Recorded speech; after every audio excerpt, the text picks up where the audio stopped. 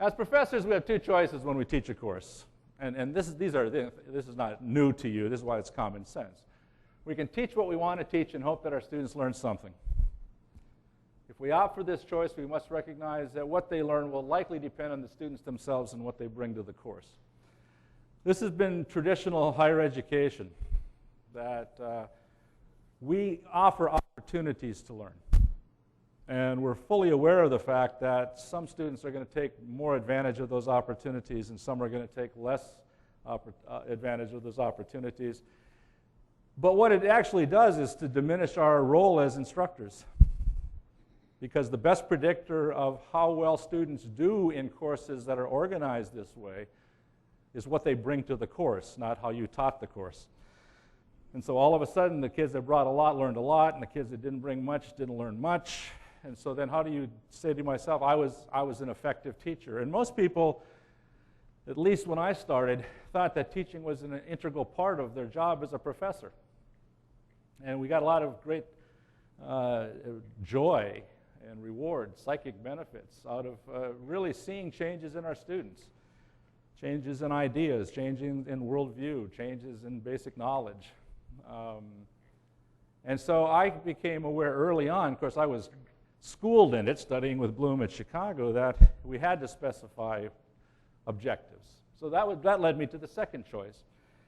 We can formulate statements of what we intend for students to learn from our teaching and share them with our students. And in educational jargon, these statements of learning intentions are called objectives. Now, if you want to get really, if you want to confuse everybody at this point in time, we can have a litany of all the things we call objectives. We call them aims, we call them intended learning outcomes, we call them goals. We have all these different words, but deep down inside, they're all objectives. They differ in scope. Some are larger, some are smaller. And that's when people, when they talk about goals versus objectives, sometimes people are saying that goals are broader, objectives are narrower. Well, if that's the case, then a goal is nothing more than a broad objective. Okay, it's not a whole other thing. Sometimes it's how long does it take to achieve. That goals take usually longer to achieve, and what we typically call objectives take shorter times to achieve. But I think that just messes people's minds. I think it just muddies the water. That let's just call them what they are. They're statements of what we intend students to learn as a result of the instruction we provide them in the course. And let's just call them objectives, and then we don't have to worry about the semantics after that. And they do differ in generality and specificity. They do differ in length of time. They differ in purpose. For example, a mission statement isn't an objective. And we'll show you that in a minute. And part of the reason is it's not intended to indicate what students are supposed to learn. It's intended as a way of bilking money from alumni. Wouldn't you like to support an institution that has this very fine mission statement? Or to attract students, wouldn't you like to come to an institution that lives by that creed, right? But it has nothing to do with teaching and learning. And you'll see why, hopefully, as we go through this. Next, please. I thought we'd start with just the basic why objectives question and try to tie it with what we know to be true in life, okay? In life, objectives give purpose to what we do, and so it is in education. Without objectives, I don't think there's any purpose. I've seen a lot of aimless education. I've seen a lot of discussions that lead nowhere. I see a lot of bird walking in lectures that who knows what the point is, but it sure is a good story. I've seen a lot of activities in which we engage students, and if you ask the students, what are you supposed to learn from those things, they don't know. And this starts early in life. This is not a problem of higher ed. If you have kids of your own, or you have nephews and nieces, younger siblings and so forth, and you ask them, what did you do in school today? They can give you great detail. Oh, we did this, and we did this, and then we did this.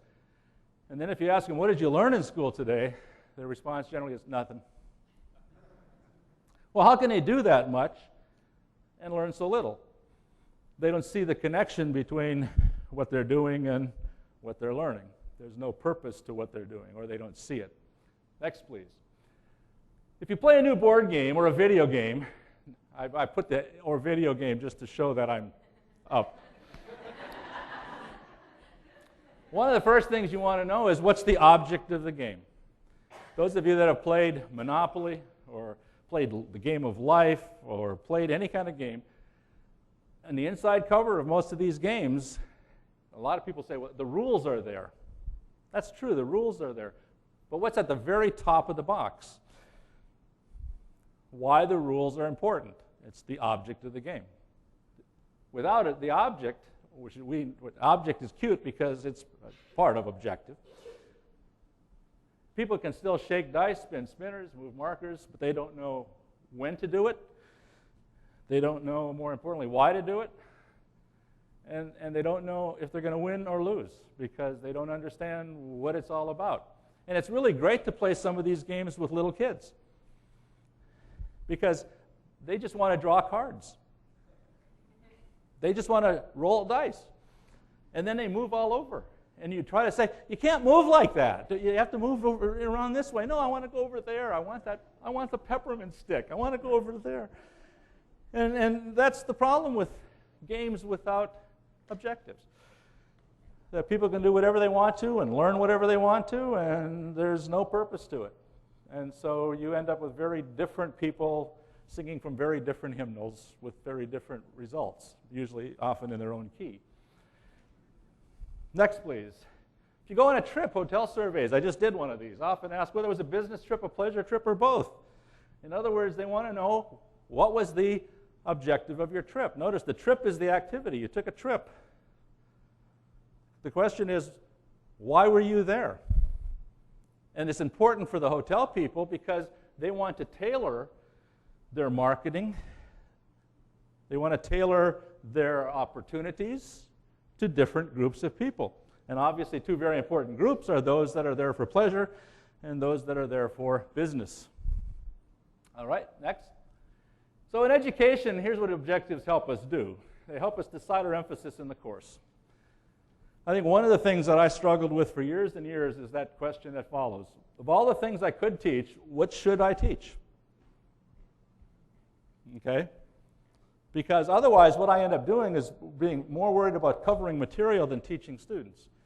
Well, I got to get through this, and I got to get through that, and oh my God, I got only one session left, and I got this much more to cover. Let's just go through it, or now I'm going to have to skip because I didn't make good decisions at the beginning.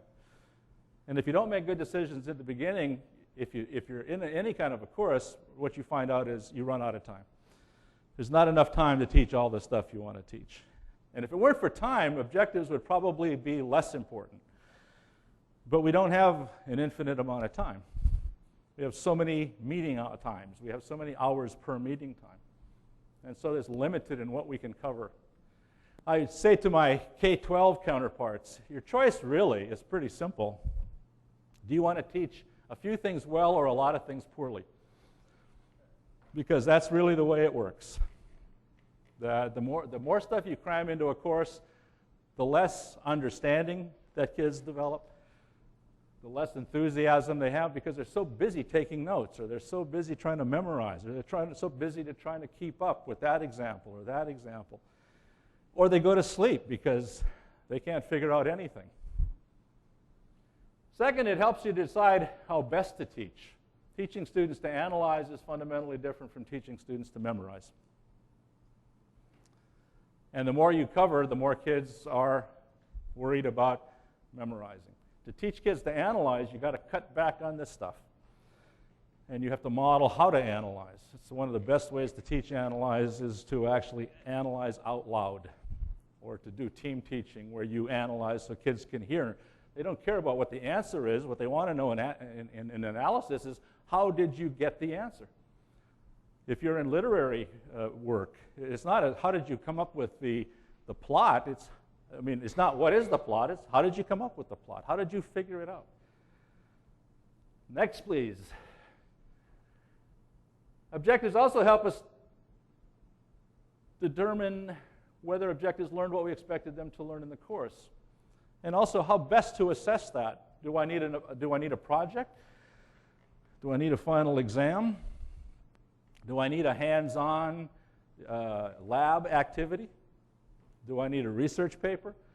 What do I need? Well, if you don't know what it is you want to teach, then it doesn't make any difference how you assess. It's just arbitrary anyway. But if you know what the objectives are, then it's incumbent upon us as educators to make sure that the way we assess students is connected to what we state as our objectives. And I think finally, I think I ran out of bullets or space, most importantly is that objectives communicate our decisions on these matters to our students. I think communication, let me say, I have to use, try to use literary things, a philosophy, okay. I think it was that great philosopher who was in Cool Hand Luke, who said at one point in time when he was really frustrated with Paul Newman, what we have here is a failure to communicate. Okay, so much of what we do in education is talk past one another, not talk with another. And students know this, that they're not sure that what the words mean to them are the same as what the words mean to you. And they're trying to learn the vocabulary that you use because that's why they're in your class. They don't come with it. Okay, sometimes we forget that we had to learn it too. And we forgot how we learned it and how we struggled sometime. I watch my little 2.5-year-old learn. It's amazing she learns anything because she's trying to make sense of all this stuff that's coming at one time. And I'll give you one quick example. My daughter-in-law is a teacher, and so she's been working at 2.5 on alphabet and counting. And my son plays guitar in a band in an evangelical church. And so he's been worried more about soul saving than on alphabetical things. I told my wife that I know I'm his father, but I don't know for sure anymore. I was there at the birth, but they could have switched somewhere along the way. So the other day, we were having dinner with them, and she was saying grace. And the way she said grace is she just repeated words after he, just to get him going. So he would say, dear, dear, God, God, thank, thank, you, for, 5.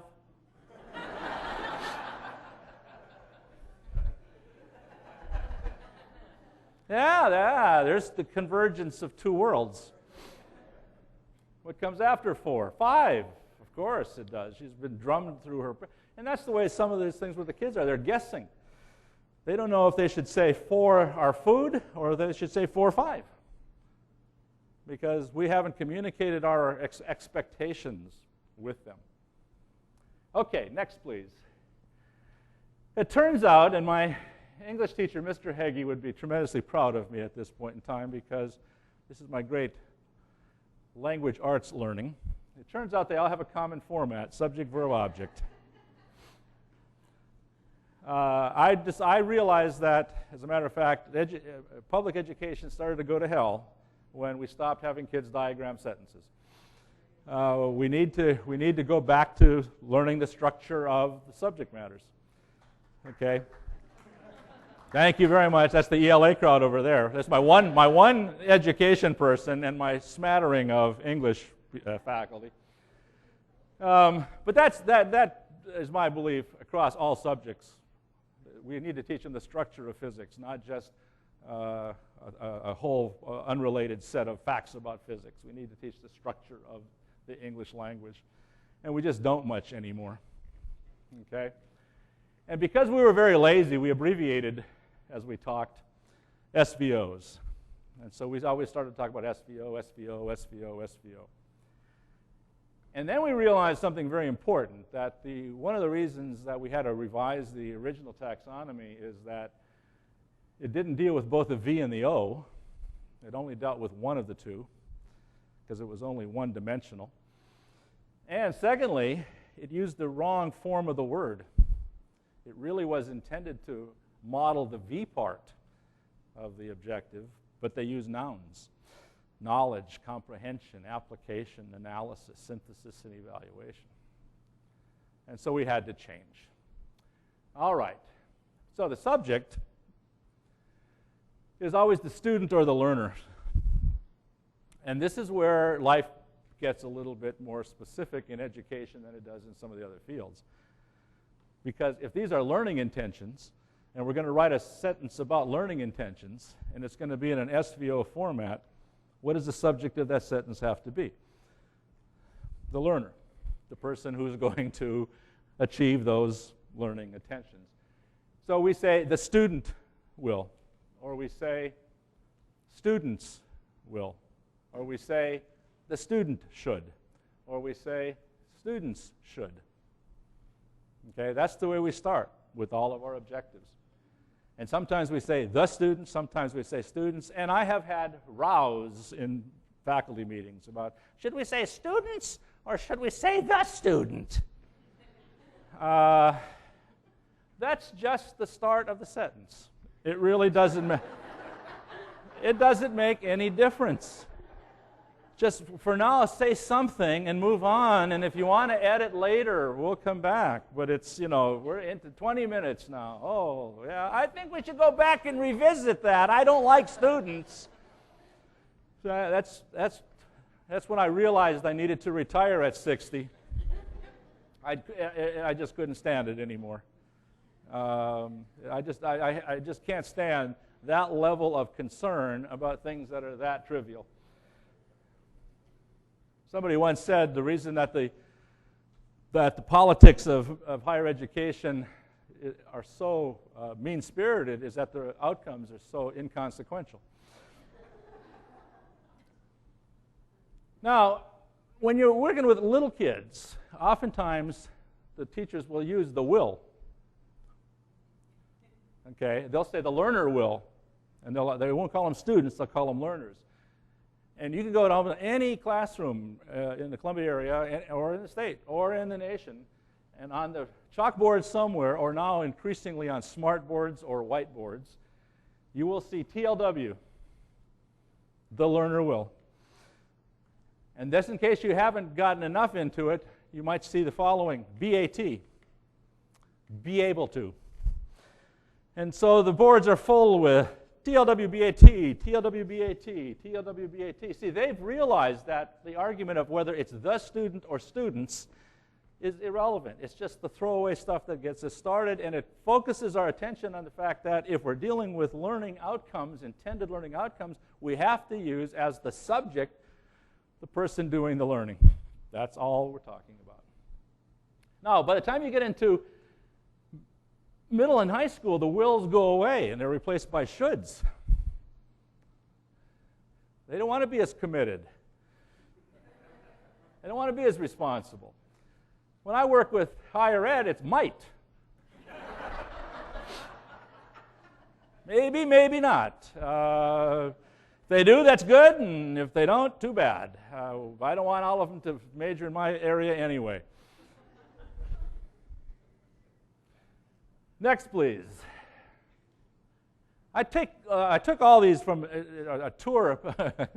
I felt terrible after I got here because Jed made me feel less than academic because I Google everything. And I'm really sorry, Jed, that I do that. But to prepare for this, I went and Googled. I Googled course syllabi. It's a really good adventure to do it, because they come in, they're like humans. They come in all shapes and sizes and creeds and colors and races and genders and so forth. Here's an objective from one of the courses.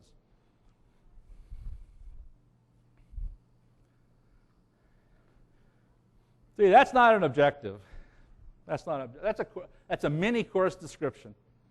And notice what the subject of that is. The course. Okay, I've seen objectives where we in higher education basically put ourselves as the subject. We're sufficiently egocentric to do that. The instructor will provide opportunities for students to benefit from the incredible erudition that he will offer through a 15-week course in this particular thing, and leave praising God for the opportunity to study with such a very fine person. There's an objective. That's not an objective either. And it's not an objective in educational terms because it doesn't start with the student or the learner. Okay, let's then move over to, I hope, the object of this statement is derived mostly from the course content. And I've learned a lot over the last 4 years, 5 years, going around the country, and that is that content's really important to people. We see ourselves primarily as content experts. We know nursing. We know algebra. We know Faulkner. We know objectives. Okay, and what happens when we focus on our content is there's no opportunity for cross-discipline communication. Because an engineer can't talk to someone in English literature. Where's the common ground from a content point of view? So you have to kind of get off into something else. I learned that because I was a first-generation college student, and I had to limit what I talked about when I went back home. Because neither of my parents were educated beyond high school.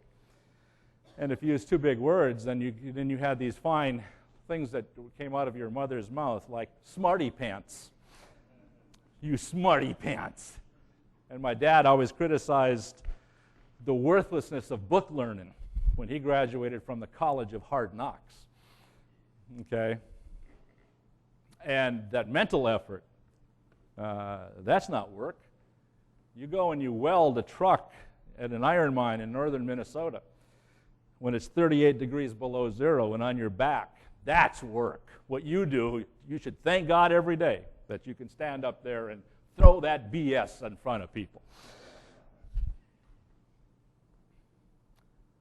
So we had to deal with the object, and here's some things I picked off the internet. Literary movements in American literature from 1865 to the present. Now, first of all, that's an amazing amount of stuff to include in one course, I think, but I may be wrong. In our social studies curriculum in this state, I think it's the 7th grade, the title of the course is Contemporary Civilizations, 1600 to the present. But my favorite, and this is how sometimes we get so enamored with the words instead of the meanings, my favorite is 8th grade. 3rd grade is South Carolina history, but they might not have got it. So they have to do it again in 8th grade. And they'd have to have a big chunk of U.S. history has to be on South Carolina, and a huge chunk of world history has to be South Carolina, because South Carolina is the epicenter of the world. So to differentiate the 3rd grade from the 8th grade, 3rd grade is just called South Carolina. But 8th grade is called South Carolina, one of the 50 states. And I said to the person, I said, thank God, I thought it was 2 or 3. You know, thanks for the subtitle, because I would have been confused as to what we were really studying here. So there's one. Mechanical behavior of tissues in the human body. Now, I don't know any of these things, by the way. I just pick them out. So hopefully this makes sense to some of you. I try to go across all this. The development of international adjudication. I like that because I just like the phrase international adjudication. I think that anything with that many syllables has to be worthy. The subsurface environment of sedimentary basins. Politics, collective behavior, and social change. And classic Latin prosody, okay, as opposed to non-classic, okay. So these are all your objects. The learner will, the students should, blank, literary movements in American history, etc. Let me show how that looks. Okay, I skipped that one. All right, let's go to these. So at this point, here's where you should be. The student should verb literary movements in American literature from 1865 to the present. The student should verb the development of international adjudication. The student should verb mechanical behavior of tissues in the human body. And notice now we have a common framework where we actually can work together to talk about what are the verbs that go in here, because they're only a certain limited number. There's an infinite amount of content to fly around. But when it comes to the verbs, because the verbs are derived from cognitive psychology, there are only so many cognitive processes that we use. And we had 3 of the very finest cognitive psychologists on the team. Paul Pintrich from the University of Michigan, who's now deceased. We're losing him like flies. I'm glad somebody asked if we're going to revise it again. I said we're not going to have enough left to do another revision. Merle Wittrick from UCLA, also deceased. Okay? And the sole living member is Rich Mayer, who is from University of California, Santa Barbara. And Rich Mayer went through all the different research in cognitive psychology, all the different objectives that he could find. And his job for a year, as I said, took 5 years, was to identify all the verbs that were used in the writing and in the objectives. And he came up with 234. That's a lot of verbs. And it turns out that there aren't that many. A lot of them are synonyms. A lot of them are subsets of larger ones. A lot of them are behaviors that really don't have anything to do with cognitive processes. They're what Rich called cognitively ambiguous. And a verb would be list. Okay, we can't put list in here. And the reason is that you don't know what processes produce the list. And when we're talking about learning, we're helping kids process information. That's basically the way we understand learning today. This understanding started in about 1956, which one of our psychologists, Jerome Bruner, calls the mythical birthday of the cognitive revolution in psychology. And for the last 50 years, we've kind of been refining and refining and refining. So we threw a lot of these things out. We threw out what used to be called behavioral objectives because they didn't deal with the cognitive processes. So we didn't have list, we didn't have state, we didn't have right. Well, we ended up going back to the original taxonomy: knowledge, comprehension, application, analysis, synthesis, and evaluation, and trying to find good verb forms for each one of those. Okay? And there they are. And I said this already. This is part of the introduction. I just wanted to make sure I gave credit where credit was due. One comment about this before we get further. Bloom was I don't think a person can be as close to a teacher as I was to Bloom. And vice versa. I mean, I stayed at his house. I loved his wife, who's still alive. And when he died, I was asked by the American Psychology Association to write his obituary in the American Psychologist. So we're tight. And it was one of the great sad days of my life. But one of the things I learned from Bloom was that in education, we have two types of people. And I always used to say, yeah, people who think there are 2 types of people and people who don't think there are. But that's not, he never found that to be particularly funny, and obviously you resemble that particular. The 2 types of people. There are people who cause problems, there are people who solve problems. That's how simple life was. And don't ever get married to the former.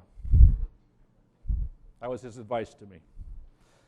Always find problem solvers and hang around with problem solvers. And the original classification system was a problem-solving scheme.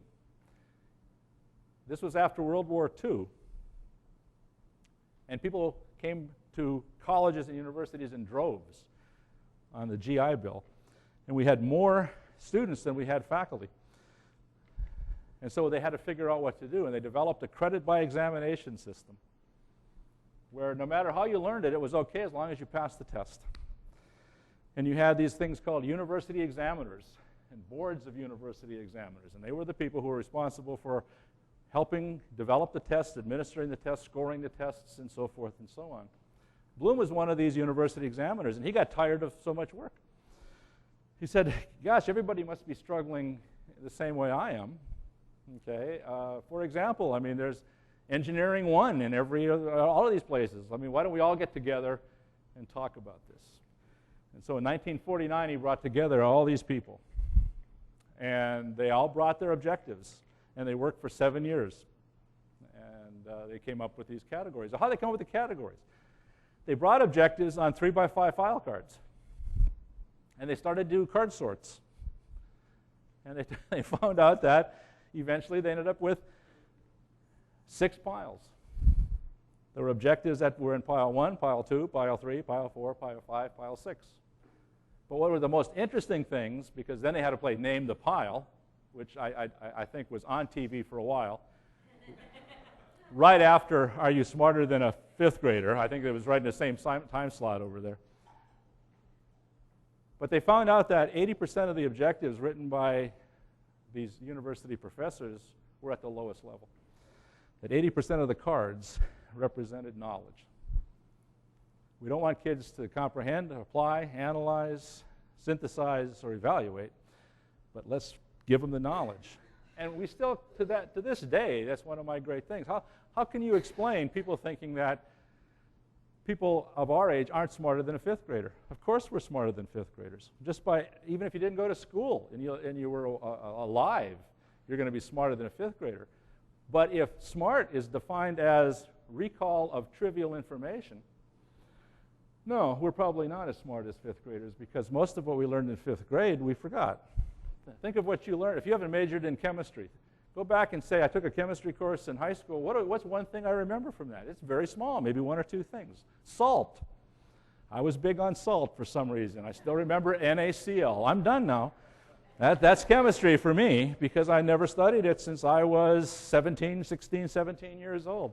And so if they took a person in a chemistry class and they asked questions about chemistry, that person would score light years. I'd be at the 0.1 percentile. But that doesn't mean that that little kid that's 17 years old is smarter than I am. It just means that that's the way we've defined our learning expectations. Okay, a lot of our intelligence tests were general knowledge tests. They weren't really tests of intelligence. As a consequence, they were incredibly culturally biased. They were biased against second language speakers. They were biased against Eastern Europeans. And so we had a disproportionate number of Eastern Europeans who were mentally defective. We had a disproportionate number of all different kinds of ethnic groups that were mentally defective, because our job was to develop a test that sorted and classified and kept us on top. That's the environment in which Bloom came up with this. And he was trying to solve a very practical problem. In many respects, one of the reasons I agreed to do this, since I don't do it much anymore, since it just is becoming so common sense, because Jed convinced me that we're solving a problem here. That people are being asked to do something they might not know how to do. That's basically my definition of a problem. I have a very simple definition of a problem. Next, please. So we decided to change the category labels from nouns to verbs. Some of these are going to be pretty easy. We changed knowledge to remember, because that's what it is. We just want kids to remember this stuff. And also, it didn't really work very well if we had an objective that said we want students to know knowledge. Okay? There's a lot of kids that have no knowledge, but we didn't want that as an objective.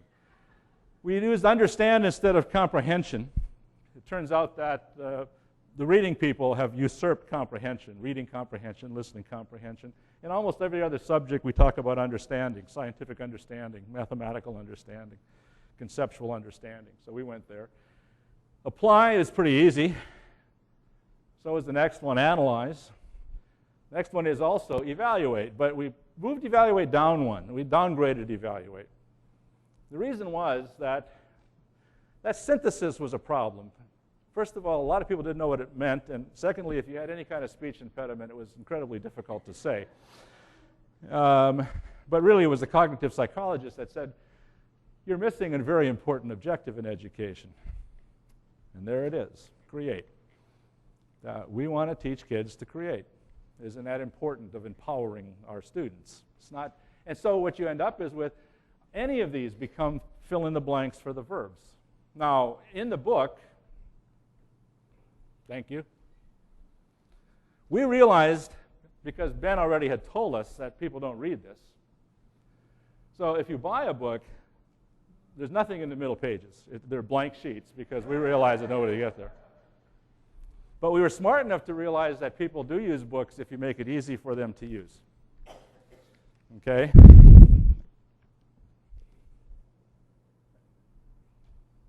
So we put everything either in the front cover or the back cover. Okay? I told you I was a purveyor of common sense. If you want people to use it, make it easy to use. And if that's the case, that's what they focus on. And then if they're interested in some of those things, there are pages they can go in and read more about it and so forth. So how does this work then? Students should analyze literary movements in American literature from 1865 to the present. See, that makes sense.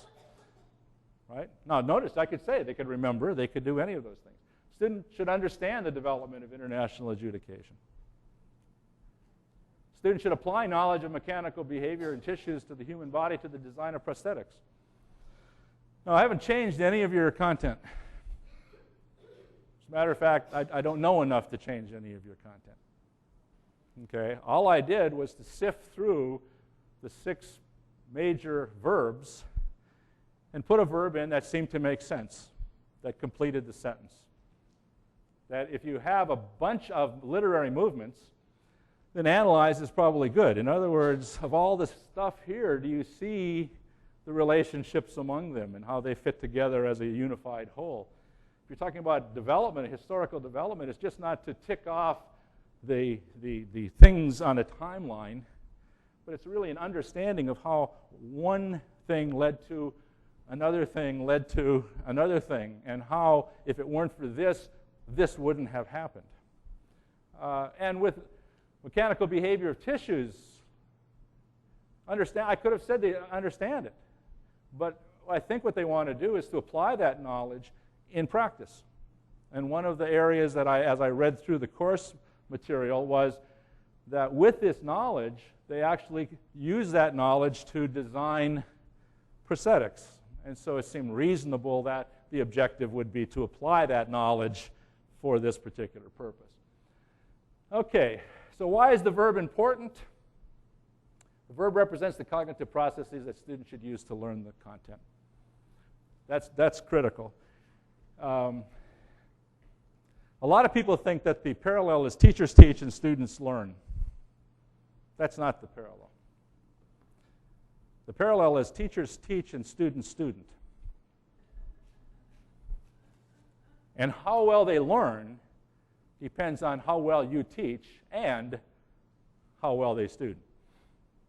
You can teach up a storm, and if they don't student properly, they're not going to learn anything. Or as one of my colleagues say, you'll become a better teacher, he told me when I first started teaching, when you realize that students have absolute veto power over learning.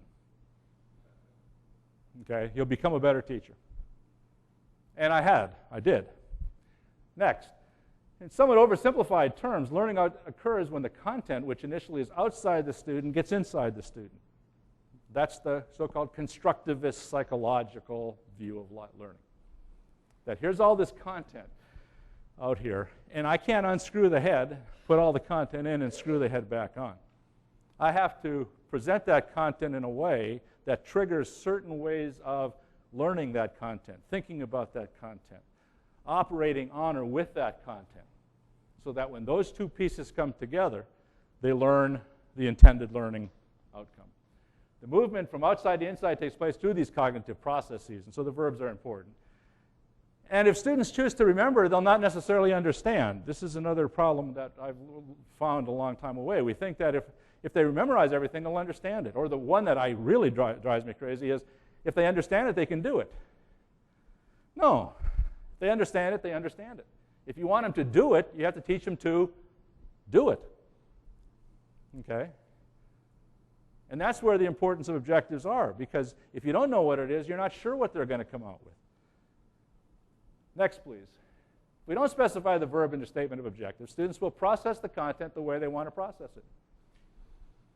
And remember what I said earlier, your two choices. We'll come back to those. But this is the reason that what kids learn from a course depends a great deal on what they put into it, because they learn to process. Some will memorize, others will attempt to understand, some will analyze, a lot of different things. Next. If your project or final exam asks students to analyze some material, those who process it analytically are way ahead of the game. Okay? But you can't take any credit for that. Next. In the old days, these students were said to be able to, quote, psych out the professor. And that's the way most of us went and were successful in college. Kind of said, yeah, I wonder what kind of questions do you think this guy is going to ask? What kind of criteria do you think the person is going to use to score this essay? And if you were right, you got an A. And if you were wrong, you got a C- or a D. Because it was a crapshoot. Next. In today's world, learning is too important to be hit or miss. Objectives forge a connection between teaching and learning, between professors and students. Objectives take much of the guessing out of the student's attempt not only to learn, but to demonstrate their learning. Objectives enable students to student better. And the better they student, the more likely they will learn, and learn what you deem important for them to learn if they're truly to master the content of the course. And so we return to those two choices we started with. Teach and hope, or teach purposely for intended learning outcomes. And I end up with this last question. How do you choose? It's up to you. Thank you very much. Questions?